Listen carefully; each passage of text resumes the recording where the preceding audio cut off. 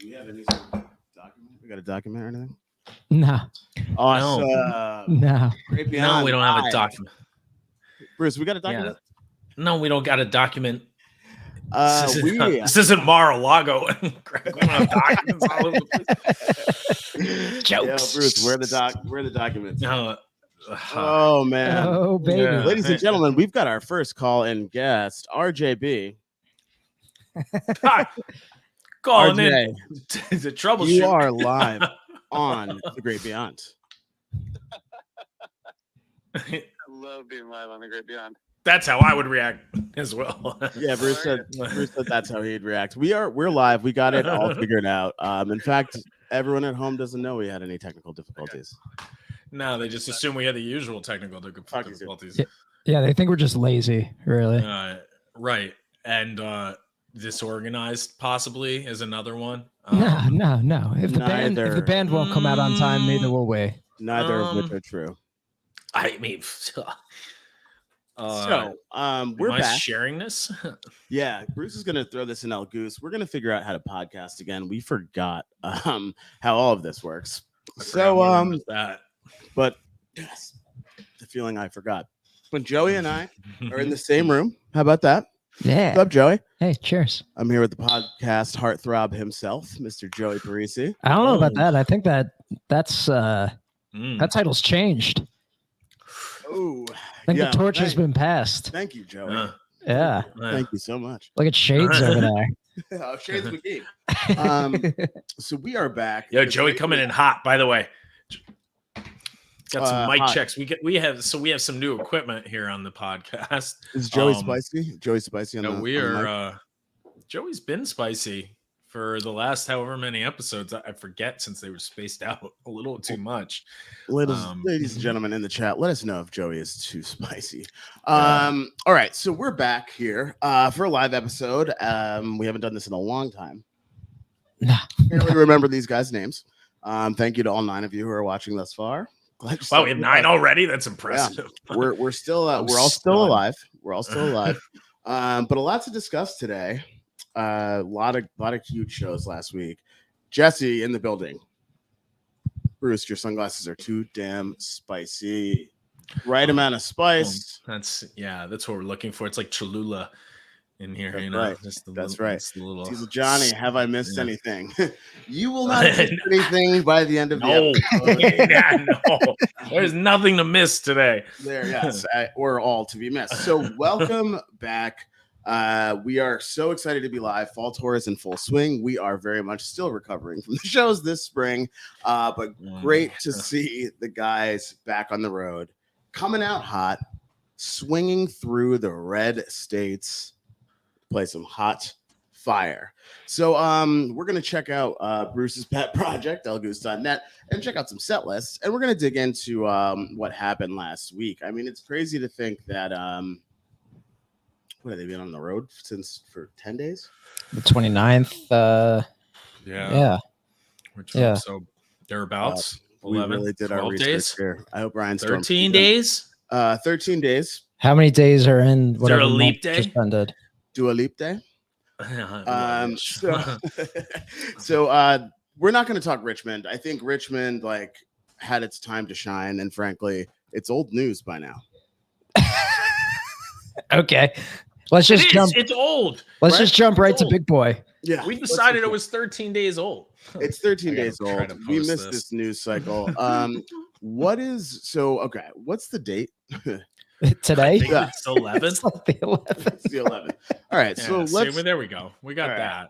Cool. So Happy 11th of October, everybody. Remember October 11th as the best.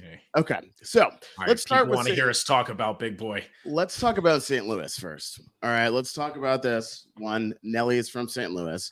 2, October 4th, 2022, Goose hit the pageant in St. Louis for an old 2-set hootenanny. They started out strong with the Whales. One of my favorite songs, actually, from Dripfield. I personally think that the Whales had the best guitar solo on Dripfield. Interesting. Mm-hmm. Okay, I could see that. I don't know if you guys. I didn't know if you guys had a chance to check out Dripfield. What's No, that? yeah, I did, but I feel like that was months ago. You know, You're I right. think Yeah. if you know Fritchman's old news, that's got to be way older news by default, by the nature of the timeline. You know. Yeah, but when you don't listen to the show, you got to talk about the album. Is what's happening here. I see. I know Yeah. that technique, right? Well- oh, that's what I should be doing. Exactly. Yeah. So, Man, that Moon Cabin jive was amazing. the Whales. Okay. Great guitar solo. Regardless of whether or not it's on the album, you know what? If this was a live album, I'd say it was one of the best guitar solos on the live album, I believe. Ask anybody who went to St. Louis. Into Jive 2. Yeah. I like an early Jive 2. I Definitely. think an early Jive 2 is a good way for Trevor Bass to let loose, expand those hands, and why not dive right into Jive Lee? Yeah, there was like a good break between the two. So like it didn't seem like they were gonna go to Jive Lee, and all of a sudden Rick was just let's do it. Well, I mean, I like the Jive 2 into Jive Lee to switch it up from the Wiltonian Jive into the Jive Lee. You know, probably the most common combo of any songs I think that they've ever done that go basically that segue into each other besides Seekers Part 1 and Part 2 now, because they played that a lot. But otherwise, the Jive 1 Jive Lee combo is a classic, and been playing that since they wrote Lee. You know, really the reprise for Jive. But I always love the Jive 2 Jive Lee combo. It still feels like unexpected to me at this point because of that. But so, was anybody in the chat at St. Louis? Tamara, were you there? Tomorrow was at every show. A bunch of people. Yeah, tomorrow was a lot. Huh? Did anybody go to the show? Did they sell a ticket? I've never been to St. Louis before. My only cultural experience there was listening to Nelly's album Country Grammar year after year early on. Personally, I think that EI by Nelly had the best guitar solo on the album. But you know, I would love to go, and I feel like there's a kind of like a little bit of a storied history with the band building there. If I recall correctly, was there not a Trevor Bass Achy Breaky Heart shirtless back in like 2019 in St. Louis? I think he came out of the gate shirtless. That was at the bootleg, right? And that yeah, and that place obviously way smaller than the pageant. It was a very cool place, though. That was one of the shows that I was working with them on the 2019 tour, and really was a great.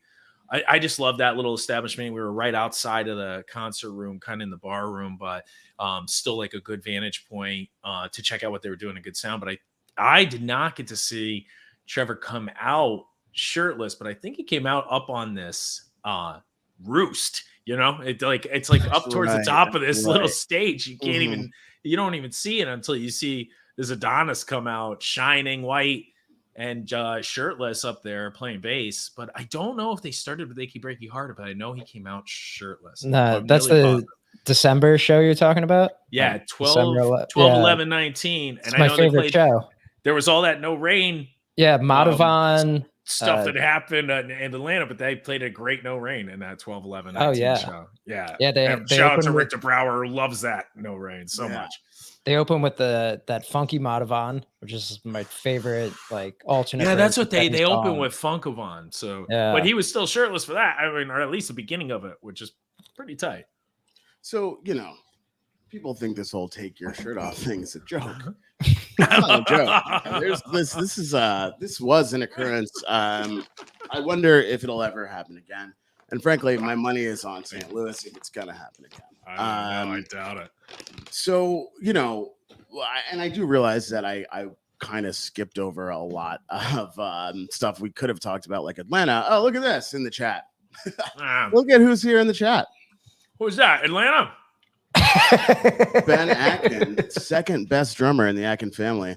Well, dude, yeah. You know, shout out to Micah, good friend of the podcast. Think you're tough out there, you know, playing songs with rappers, dude. So come on, you know, give me a break. They've been playing songs with rappers for years, Bruce. Oh, that's right. Oh, that's right. Greg's a rapper. Greg's a rapper. I got to remember this. Me too. Greg's a rapper. They drop Big Boy your demo. That's what I say before. It's easy to forget, given most rappers have more than 1 to 2 verses that they mix up differently. But yeah, no, definitely a rapper, no doubt. Been working with rappers for years. Goes with straight. Oh. Okay. So, Old Man's Boat, a song that's really grown on me. Written about, of course, Bruce Robinson's kayak. Yeah, I was gonna say it's grown on me as I've gotten 100%. To become an old man here. Yep. Written about Bruce's kayak, Old Man's Boat, deep jam. And didn't something happen on Twitter last week? Didn't somebody say that they were going to buy all the merch if they played Jeff Engborg? Yeah, things be happening on Twitter all the time. Things be going down on Twitter. Right. Yeah, you're damn right. Wow. So I don't know if this person made this commitment like before they had announced all of the new merch that was coming out, but I guess the economy must be thriving in St. Louis because the guy must have bought a whole lot of merch. Well, I want to see if anybody in the chat can confirm this or if they can go out and find out. But I believe I saw that this person, Matt Gainey, who made that tweet, ended up leaving the concert venue or whatever, or could not get back to the merch for some reason, and ended up buying some merch on. But yeah, conveniently, right? I was like, oh yeah, I'm gonna flame this guy on Twitter. Okay. But then I saw that he, I guess he went to buy something online and then donated a significant amount of money to Groove Safe, some 1K at dawn to like $1,000. So yeah, if we could, we can confirm that. I think that's still, coming up and to the plate and taking a hit there like a man, and that was for good reason. Definitely for good reason, because Jeff Engborg is a sick song. Yeah, absolutely, and also a good person. He's real. He's a real guy. Jeff's real. Well, that is okay. That's more than I knew. I don't know what's going on anymore. It's a podcast. We inform. I love to hear that they supported our good friends out at Groove Safe. It's nice to know that every song has a price too. They will play whatever song you want for a price. So I want to know the price of Lily's Tiger. Let's see about this. All right, in the chat. How much would you pay? If we're going to use the Jeff Engborg quotient as $1,000 for Jeff Engborg, how much is a Lily's Tiger?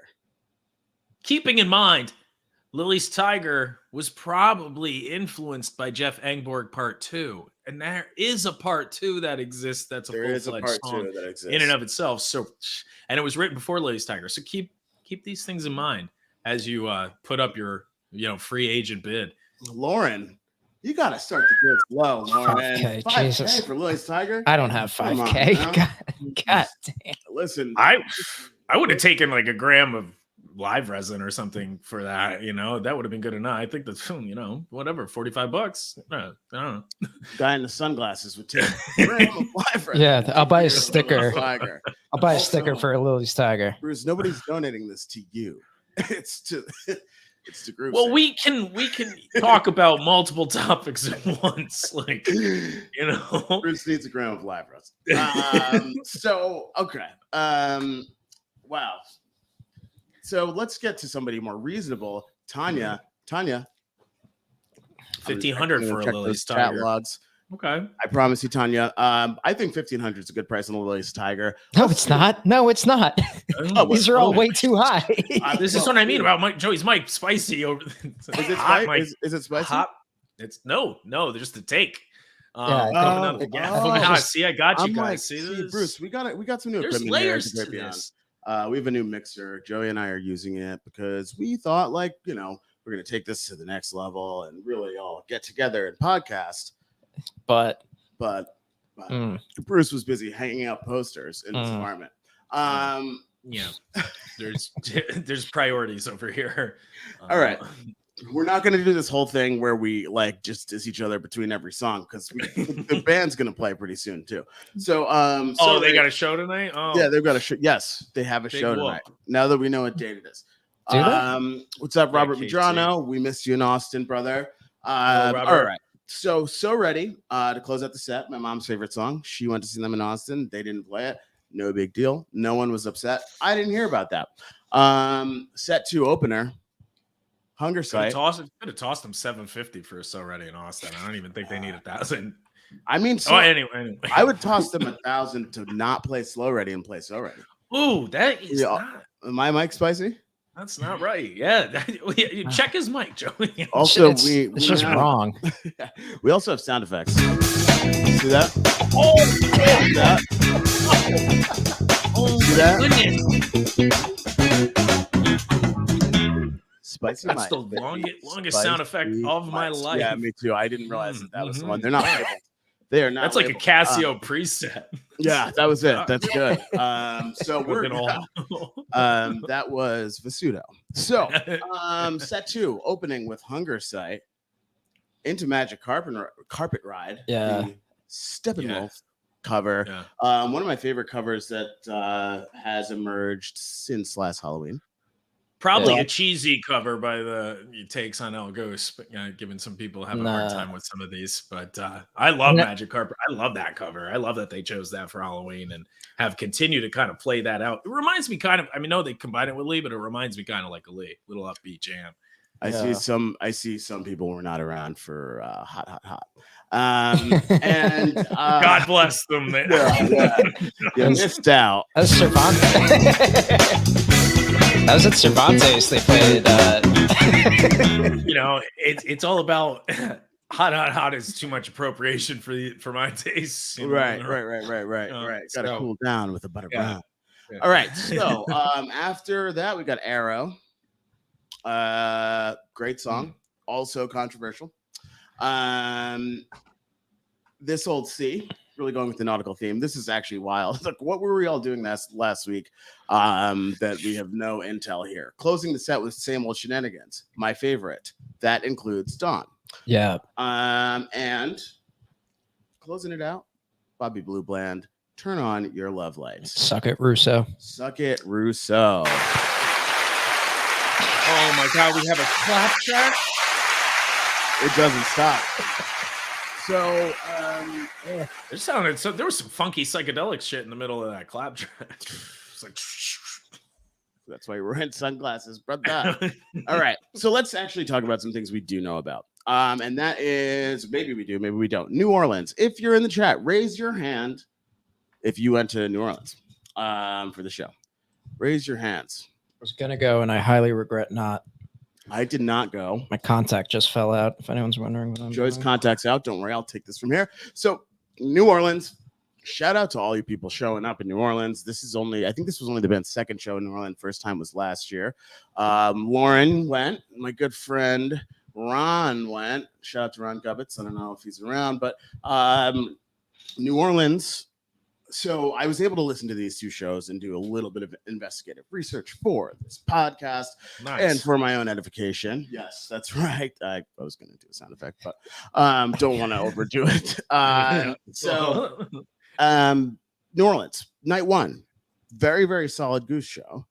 But night 2, I thought was incredible. Anyone have anything to contribute?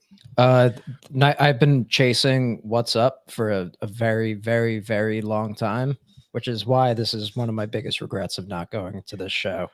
And that cheesy comment came from somebody particularly digging at the What's Up encore, which to me, I mean, based on they have encored with Doobie Song, they have encored with Honeybee, they have on the Pat in a very long back in the day. Encore to Ha Ha Ha. So What's Up is by default, by relative comparison, a much, much more intriguing encore. And plus, the crowd participation was incredible on that song. That was fantastic. Like, who was the person saying this? The Fun Blues? I can't, because those names don't stick out in my head when they say stuff like that. Calling What's Up a cheesy song, which is supposed to be like inauthentic and whatever. And it's like, What's Up is an incredible song, a masterpiece of alt rock from the early 90s. Four Non Blondes crushed that. And the song itself, I remember checking Spotify at over 640 million plays. Like, I know that album sold incredibly well that song's on. So I don't know. It's kind of an odd way to criticize a song or a song choice, but people have their opinions and are certain to make those vocalized online in the most annoying way possible. So take it for what you will. But I know that I would have been psyched to hear What's Up encored. I think that they did it at Bingo Tour, right, Craig? During those shows, they did it at Bingo Tour. And I mean, we played it. Well, we were going crazy in the bar, and everybody that was in there was singing along. So I mean, it was a good time, Oh, did Joey Joey knows a fact? Did we clap track that? Oh man, he deserves a clap. Yep, way to go. All right, that's enough.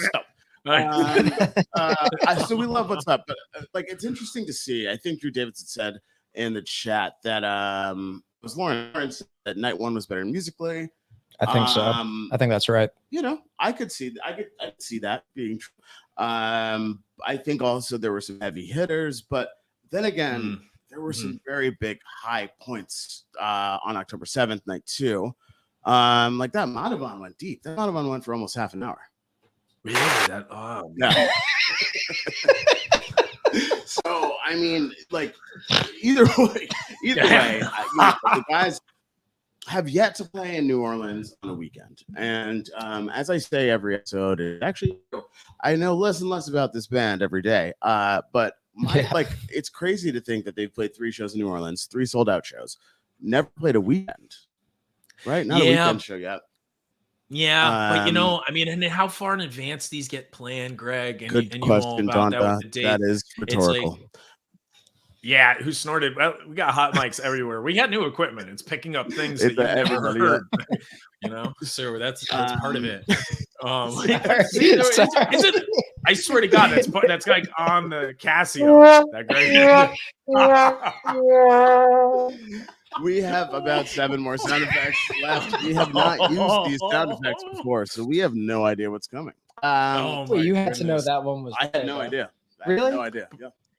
But you know, I was definitely dying to get back to New Orleans to see some shows. I haven't been there since Jazz Fest in 2014, and it's a great city. It's a lot of fun. Like you said, the midweek shows can be tough. Obviously, we're trying to take a little bit of a break, looking ahead to some big stuff that's coming up towards the end of the month and next month. But you know, those are definitely 2 shows that when they announced them were on my radar, but just couldn't make it. I have heard nothing though but good things really about both nights. Online, you know, a lot of praise for those 2 shows, and which is big, especially after I thought the Atlanta shows and Atlanta night 2 especially was such an incredible show. But you know, the guys are just picking up where they left off, and I mean, they generally play good shows. They generally don't let fans down or their audiences down wherever they play. So not surprising, but definitely some really out of character high praise for the 2 New Orleans shows, which is cool. And hopefully that does get them some weekend shows soon, because love to go back down there and see them in another classic venue, playing the hits. You know, playing the hits. Speaking of the hits, October 7th, as we say, a lot of jams went down. Flow Down, I heard was fantastic. Into the Mist. Yeah. So like I really love Into the Mist. But before we go into that, it was that was Tamara's birthday show, and they came out with a cupcake and sang Happy Birthday. Oh, really? According to the notes, yeah. Oh my goodness. Come on, man. I think so. I don't know. It could be a totally different night. No, dude, the notes. Man, the notes are what's right. We got Ryan Storm doing them now. So yeah, there we go. Yeah. Thank you to all of you supporting us in the chat. And also to our friends making fun of us. I say. All right. So, Tamara, happy birthday to Tamara. Always on the rail.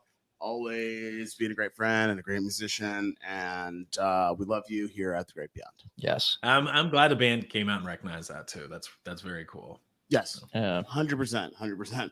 It was my birthday on the 5th, and nobody said anything. It's my birthday on the 15th, and they're playing in Pittsburgh. So yeah, you going? Yeah. Okay. Good luck, Joey. You better pony up 1,500 quick. Yeah, we want that Willie's Tiger on the expensive birthday, man. We are now accepting donations. So let's fast forward to Austin, Texas. These sound effects aren't free. Everybody. Yeah, right. Just gotta pay for these sound effects. That is right, Bruce. So, Austin, Texas. I feel like I'm walking down the aisle and Price is Right. Like I just bid the closest price to a dishwasher. Austin, Texas. Over to the Robinson team. So that dishwasher is $659. All right. $1. Whoever listens to this on Spotify after, it's going to be in for a painful experience. Alrighty. So, Austin, Texas, Echo of a Rose opening. One of my One of my fast favorites. version. What do we think about the new fast version of Echo of the Rose? I like it. By we, I mean people in the chat. Heavy hitting. It's great that they bring it back to like the old school reggae version at the end after the jam. But the thing is, once they bring it back, there's always that other jam that they used to do where like it would pick up and be super fast paced and heavy. And then, way back it used to be they'd go into that layered harmony of like the echo, echo, echo of a rose. And I really missed that part. By way back, Joey means 2019. Yeah. Well, Joey's a youngster. He's not an old man in an old man's boat like me. That's right. An old man's kayak. But the Fast Echo grew on me. I think we saw that at Austin. Was that Austin? Yeah, that was when they debuted the new version. And I was immediately like kind of thrown off by it, and not that it was bad, but it just took me a little bit for it to grow on me. But now I really like it quite a bit, and it just adds such a different feel to that song. And then, like you said, they could piece it together and go back into the old version and do some cool things with that. So it's definitely grown on me a lot. Yeah. A lot of love it. Love it's in the chat. Don Conway. Yeah. Love your name, Don Conway. Binky. Love yours too. It seems to be a common thing of like a lot of the reggae. Same thing with Indian River. Like used to be a reggae song. Echo of a Rose used to be a reggae song, and then they find their way with it. Which another one like Indian River, I'm not sure how people feel about that, like Michael McDonald style piano, like that 80s vibe to it. But like the jam they put on the end of it is incredible. So Michael McDonald. That's what I was thinking. I hear that tone in piano. That's just what I think about. I don't know how accurate it is. Is that what they played at Dylan? They played the Indian River, that version that John had put. It was like an 80s-esque version of it's like an 80s synth, I think is how he puts it in the notes. 80s synth version. Maybe. I don't know if that's true. 80s something. Yeah. We'll tell you about the 80s someday.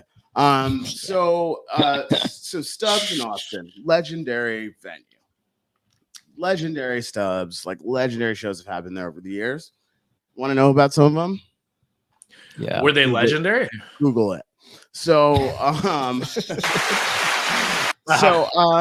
we spent all our money on sound effects and could not afford research. We could not afford to go to these shows out of budget. So Everything Must Go, new tune, not a Fish song, ladies and gentlemen, not a Fish song. So I personally am all in on Everything Must Go. Yeah. As you can see, we spent everything on these sound effects. What are our thoughts on Everything Must Go in the chat? Not. I don't know. So, what are the thoughts on Everything Must Go? We'll wait here. And has anybody deciphered the lyrics? I think I saw somebody post on El Goose like the day after that they had been, they were sitting around or something, and they tried to transcribe them, as quickly as they could. But sappy indie yawn, not unexpected commentary coming from one of our group experts, Goose expert, Mr. Russo here. Okay, I just like this. Russo's got a spicy mic tonight too. Like that. It was also a Brothers Pass song. I do not remember that, Jeff. The brothers. Yeah. All right. I like that, Jeff. Thank you, brother, for sharing that. We actually have commentary from a real podcaster, Neil Landry.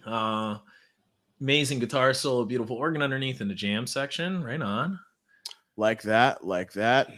Amber okay, Lansing, much like Kanye West, surprisingly, still on Facebook. My heart is strong, and I've been taking supplements for blood circulation, so I wouldn't expect that to happen. And a typo from Russo. Nice. Drew, thank you for a reasonable response. Not 100% sold on Everything Must Go yet, but who's 100% sold on Goose? Anyway. Yeah. I feel like it has that room to like once they find a jam for it and like a structure, that's where it's going to come out. I mean, already it's like 10 plus minutes. So, hello, Raleigh.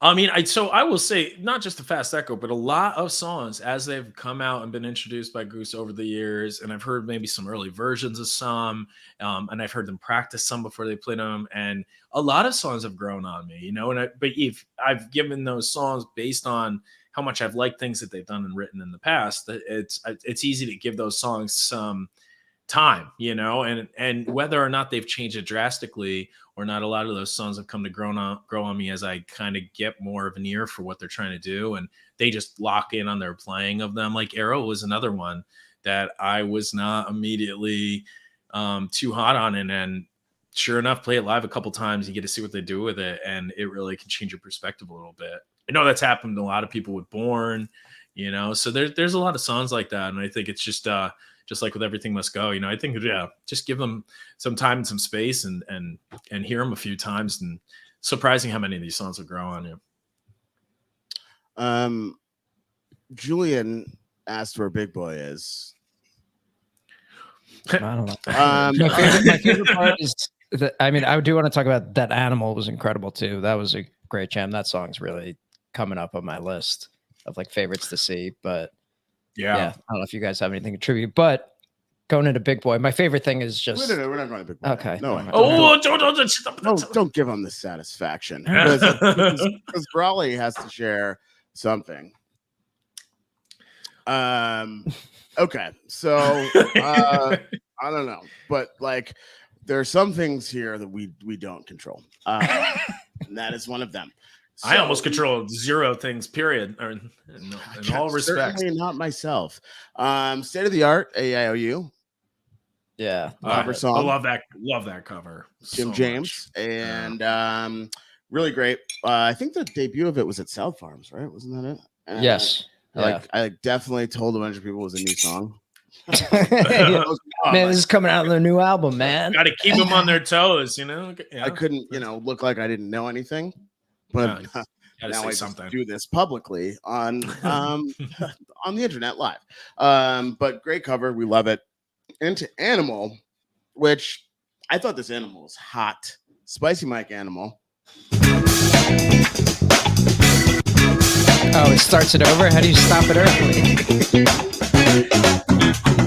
You're an animal. You can imagine monkeys flying through trees, in the Amazonian forests and listening to that in the background. We just lost 6 viewers. So after Animal, which what I was trying to say was that Animal was hot, and I feel like everyone forgot about it because Big Boy and Sleepy Brown, ladies and gentlemen, for those of you who don't know, not the second member of Outkast, but Sleepy Brown, Dungeon Family, Atlanta, DJ Cutmaster Swift graced the stage. My favorite part was that Peter introduced it with "All righty." Yeah, yes, I love Peter. That made me giggle knowing what was coming. Good. Yeah. Jackson would like a podcast breaking down the actual music with theory. Well, let's talk about Bruce. Let's talk about the influence of Outkast. Maybe let's talk about the genesis of the Dungeon Family in Atlanta and how the impact that Southern hip hop had and how Outkast opened the doors for a lot of Southern rappers to flourish in a time when rap was dominating pop culture. Can we talk about that for Jackson a little bit? Yeah, I mean we could, but I don't know if Jackson's that interested in our take on the growth of Southern rap throughout the early to mid 90s in the golden age of hip hop. Well, sorry, Miss Jackson. We got to move on. Sorry, Miss Jackson. I guess if we want to talk about the actual music with theory, that would require us, of course, to listen to the shows. Yeah. We'd also have to be music theorists, which we're not. We do, however, provide plenty of theories on music. Yes. So Fresh and So Clean. Really nice version of Fresh and So Clean. I don't know how many of you folks have seen a live one before. I have, not with Goose, but I thought they did the song justice. Not like, we've seen hip, and I'm not talking about Goose or myself. We've seen hip hop infused in the jam world before. Sometimes it works, sometimes it doesn't. But I think the guys did justice to the song. I think. Obviously Atkin being a metronome, really holding down that break was super dope. And I think it was pretty live. We got back. We were at dinner. We had a bunch of friends for visiting that night. So we went out to eat and then got back to my apartment quickly enough to set up the stream. And we got to get it set up right before that he came out for that. And it was a huge surprise, even though Chris Quinn, Mighty Quinn Media takes pictures of the band, takes a lot of photos for some other bands too, like Eggy and friends of ours. So he actually got a text about something about Big Boy or Outkast at dinner, and I totally wrote it off, and then a few hours later we get home and get to see that. And I'm not always in love with sit-ins myself personally, but that was so cool to see and so much fun. And the crowd was super into it. You could see Trevor was super into it, practically like smiling. Peter was grooving. Oh, it was so great to see, and it is awesome to see them do sit-ins. Such big people and make something so special for people who happen to be there. It was a total surprise to me, and I'm sure it was a big surprise to quite a few people. But Greg, how would you say these sit-ins come to be? I think there's a lot of theories out there. Yeah. Speaking of theories, there's a lot of theories on Twitter, and they always seem to revolve around the band somehow miraculously paying for a lot of things to happen. So I'd say I'm curious. Maybe our viewers or listeners are curious as to how these sit-ins came to be. Jackson, I'm sorry, I'm sensitive. So yeah, let's talk about this actually, because of course I wanted to talk about this because I'm sensitive. So sometimes, no matter the genre, musicians of any type or podcasters can have a fond admiration for one another and perhaps want to collaborate on a stage. It's cool because music is a universal language. And in this specific instance, knowing going on in Austin being a massive music weekend, there were a ton of artists there. And one thing I can say about Goose's management team across the board is that they are incredibly experienced and they are incredibly well connected and have formed authentic relationships with artists across the board for years and years. So one of Goose's managers, Ben Baruch at 1111 Group, used to book Okeechobee Festival, the Boulder Theater, etc. Extensive history in music and is connected everywhere. So he happens to be good friends with Big Boy's manager. They happen to be in town, and there happened to be a little authentic, why don't you come do So Fresh and So Clean with Goose? Unfortunately, there were not men in suits with briefcases of money dropping them off to Andre 3000's house while he could count it and Big Boy performed. There wasn't anyone in the band's dad skydiving out of a helicopter and dropping off piles of cash anywhere. No dads. This was just an organic collaboration. Oh, nice. These things just seem to happen, and sometimes artists that achieve some level of notoriety want to perform with one another, and it's just kind of cool. And I don't know that they expect that it will be the source of conspiracy theories, but I'm glad we are here to explain it. So I hope in the future that there can be more of this collaboration. And if I'm completely wrong about any of this and people have been getting paid for sit-ins, then I need to come collect. Yeah, right? Joe. Yeah. Some of those Arcadia sit-ins. Mercury Lounge 2019 royalties coming in. That is it. I'm curious, how do you think they settled on that song though? Is that something like grooves? Yeah. Okay. I mean, and probably something the band could band pick to up play. quickly or new, and something that Big Boy performs all the time. So it's certainly fresh on his mind. Probably. I'm sure he hasn't forgotten it. But no, I mean, I think it's also Outkast. It's Outkast's biggest song. No. I mean, arguably, they got some big ones, but maybe most popular song. Or Miss Jackson. Miss Jackson, yeah. Or I mean, hey, that was from the Speaker Box in the Love Below, which was actually a 2-part album with Big Boy handling side 1 and Andre 3000 handling side 2. So I would really categorize it as an Andre 3000 song, but who cares? It's not a music theory podcast. Nor is it a rap podcast. I thought that So Fresh and So Clean was cool. I thought it was super dope. The only thing that could have been doper was if it had actually happened in Atlanta, of course, because that's where Outkast is from. Yeah. But Stubbs seemed to be popping. If you were there in the chat, I'm wondering if people knew the words, if they knew what was going on, or if it was one of those things. I mean, it seemed pretty hyped on the stream. I was a little drunk and full of hibachi, but I could hear how hyped and see how hyped the crowd was, But we were just I just remember being so taken aback by it even happening. you know, it was just such a cool moment that I don't know, the specifics around it are lost on me. Yeah. We've got an like I say, we can't miss shows ever again. So second set at Stubbs, Creatures second set opener. I love Creatures second set opener almost as much as I like first set Creatures, but favorite way to kick off set two.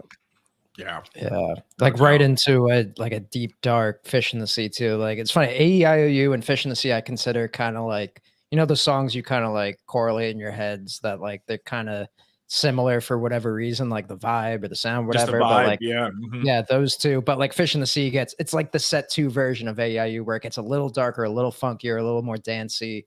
So like especially Creatures right into it. That's a perfect spot for it. Ooh, I have a quick question before we move forward.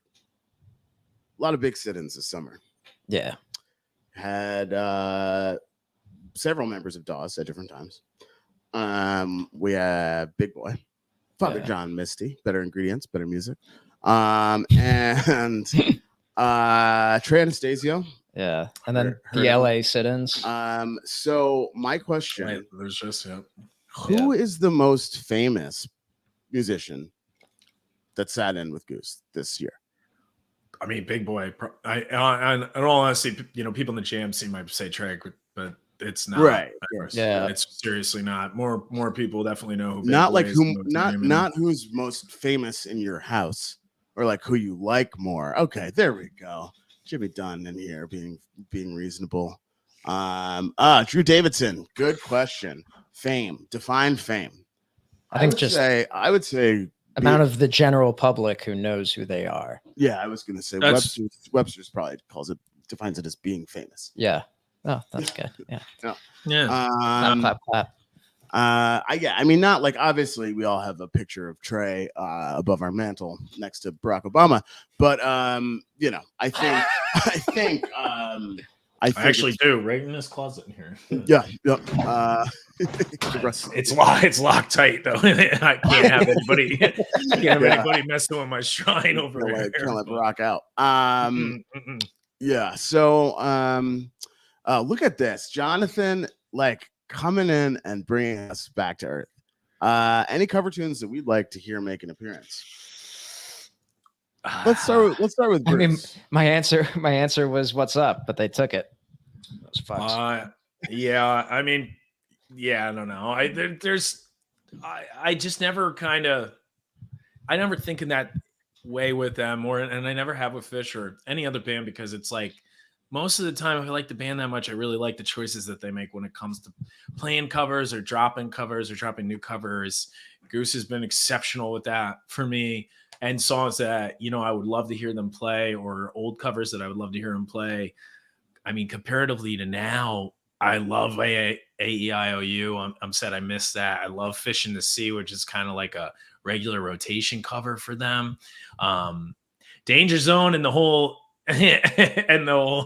Loggins Suite. I mean, I don't know. I mean, Make the Move and I'm All Right are I like even the most out of that, more than Danger Zone, you know. But I mean, they also did an awesome Pumped Up Kicks, I believe, in Atlanta. You know, I love Kylie. Can't get you out of my head. Timing. You know, I know one of our friends, Blimpy Man, would love to hear Billie Jean. Oh yeah, Maine. Yeah, but we gotta not allow him to. Yeah.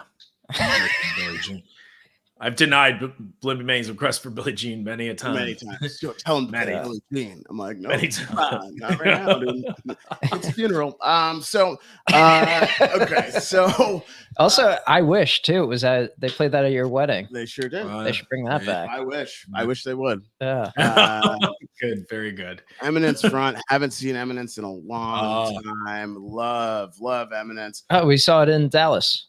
I'm a sucker for Dancing in the Moonlight too. I used to say that it was this was how I would gauge how much better Peter would keep getting on keys and continues, you know, I guess when he would just rip those solos and like, you know, has anyone mentioned with one hand?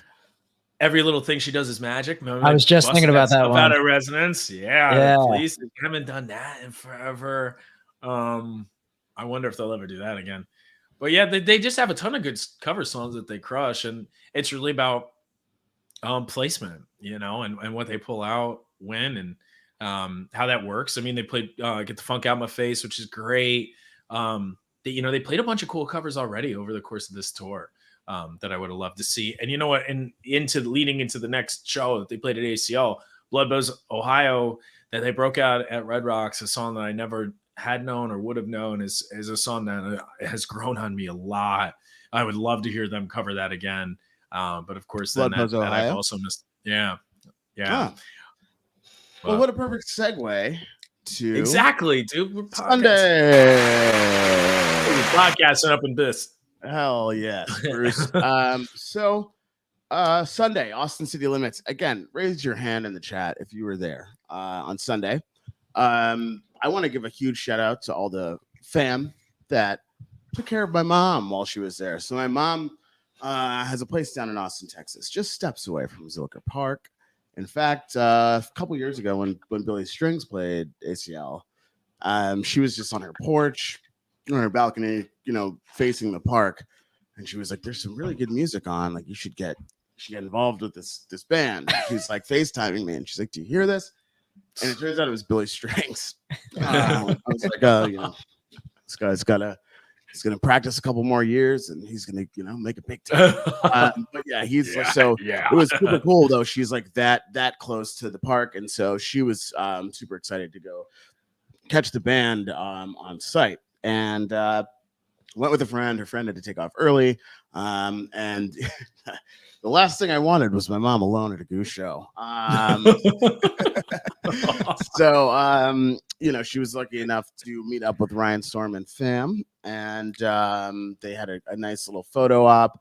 My mom got some intel on Almost There pod and what they're up to. So we'll be. Is that a music theory podcast? Yes, I believe it is. And then of course, shout out to the young god himself, Sean Golan. Met up with my mom, brought my mom to the rail. And, what up, Sean? Thank you, Sean. They had a great time. Thanks, Dad. So, but excellent show. On Sunday, definitely a festival set. Yeah. Thanks, Dad. Whoa. There you go. But like for a festival set, this one, like every song flowed natural. Like it seems like a very well rehearsed, well thought out type of set, but and yet so natural and free flowing. All of it's got those moody kind of indie vibes going on throughout, though. Besides Arcadia mixed in the middle there, and Hot Tea at the end, and a lot of new songs: Hunger Sight, Silver Rising, Blood Buzz, the new cover, Dripfield. So and then of course Slow Ready, but that's not that new anymore. But it is on Dripfield, the album we started talking about early in the episode. We've come a long way. So from June. Our solo on Dripfield. But I do think this is interesting that if you look back historically at festival sets, like premiere sets that the band has had, you can almost guarantee there's going to be an Arcadia, there's going to be a Hot Tea. Back in the good old days, there was going to be a Slow Ready, maybe a Dead cover, and then call it a day. And the Creatures if it was, past dark. So it's great to see that it's gotta be dark. It's great to see that they're incorporating a lot of this new music that is a little bit different from the high energy, like shred festival set kind of thing, right? Silver Rising. If you told me a year ago that they're going to be on this premiere stage dropping Silver Rising, not that I don't like Silver Rising at all, I would just say but don't the people need a 20-minute Arcadia that peaks and peaks and peaks? Sure they're going to like that werewolf song about the werewolves? Right. Yeah, exactly. Dude, it's honestly my favorite Goose song right now. It's more the Array Below version, just because it reaches that peak, and to hear the crowd go nuts for just it is a huge peak, but it's acoustic instrument, so it's not that crazy, but everyone just recognizes that wow, that build was incredible.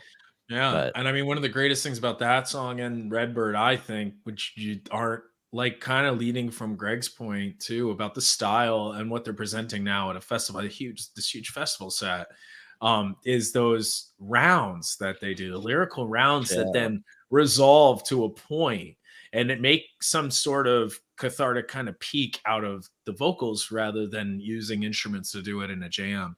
I think is undercredited and underappreciated and complicated to do in live settings. And they crush it every time. And it's always been one of my favorite parts of those two songs. And I do Silver Rising. Again, we talked about songs coming around. I've grown to love that song a lot, and easily one of my favorite newer songs from this year is Silver Rising, without a doubt. Top 3. Yeah, so Russo's saying they had to mic it up. There was something in the notes too that like the whatever they're recording through wasn't working, so they had to use like the audience mics and the soundboard. So yeah, the audio quality of this set isn't the best, but this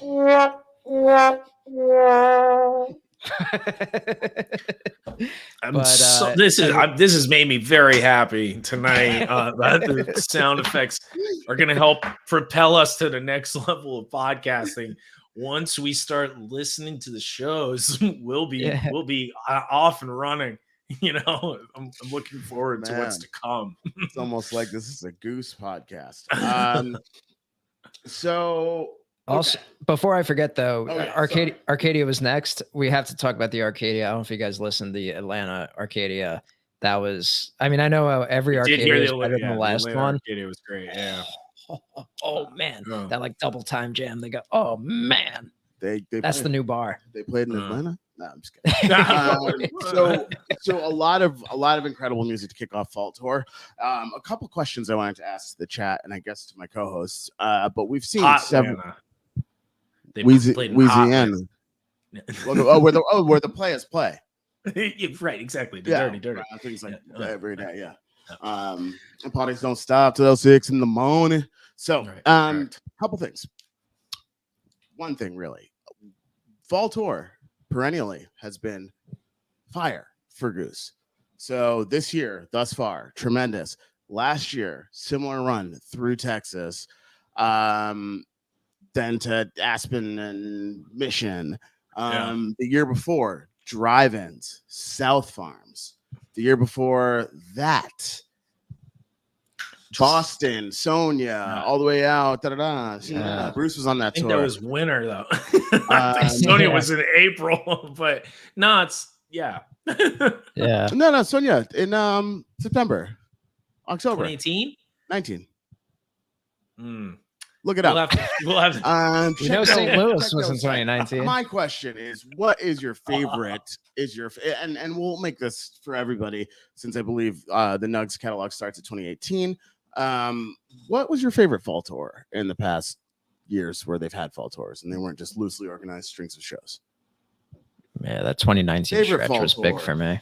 Favorite Fall Tour? Let me know. I would say, that 2019 was popping. That like saved me during COVID. Was that run of shows?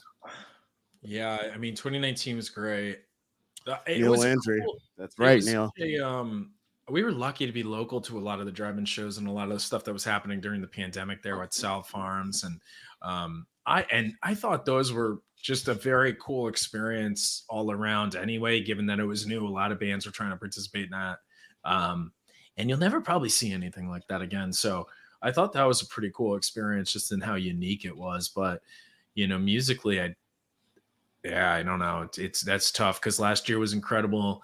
They'd started to do new things with some old songs like the Butter Rum Jam from Aspen, for example, which is insane. And Arcadia, speaking of Arcadias, the Arcadia from Mission was still, to me, probably the best one, if not one of the ones from 2020, that 917 one. So there's a lot, they just, like you said, they come with it every fall. And definitely a hard question. I mean, obviously the shows that they've been playing this fall have been really on point too, and quite a bit different from the last two Fall Tours. So, it's a tough one. I did love the stringing the shows together back in the 2015, 2016 days. Oh my God, just bouncing around to different places in Norwalk. Several shows, all within 15 minutes of each other. Those were the days. What do we think they'll have planned for Goose Miss Jackson? Gonna have to go. I See what you're hope trying to they better do? be playing See- Holiday. They better be see playing what Holiday by Madonna. That's I've Holiday. been trying to get Holiday. It's perfect. Lauren, you didn't find Goose till Goosemas 2020. That's fine. Welcome. Yeah, that's good. Now you Good get time to find them. Now you get to do this. So They're better. all right. We're actually only about 26 minutes away from the ticketed start time for tonight. Is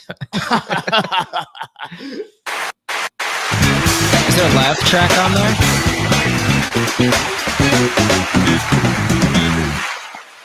Man, that was 2 tracks at once. That was 2, yeah. You didn't know, yeah. Come on, man. We gotta.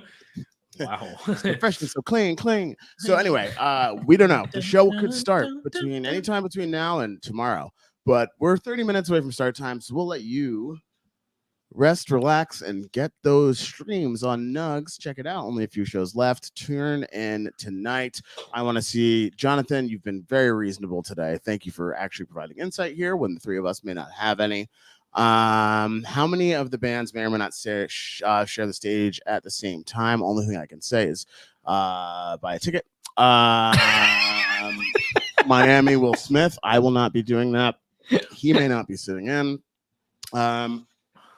All right. So let's do a quick trivia question, which I thought of today. We're giving away something, right? We're giving away tickets to New Year's Eve. Covington. Yes, everybody deserves a chance of that for sitting through this experimental episode of the Great Beyond. Will they do a European run, Don Conway? I hope so. And I hope they take me as well. So today's trivia question, answering in the chat, Russo, you are not eligible. The trivia question is, and this is in honor of our good friends at Fantasy Goose. Congratulations to 1,000 followers on Instagram.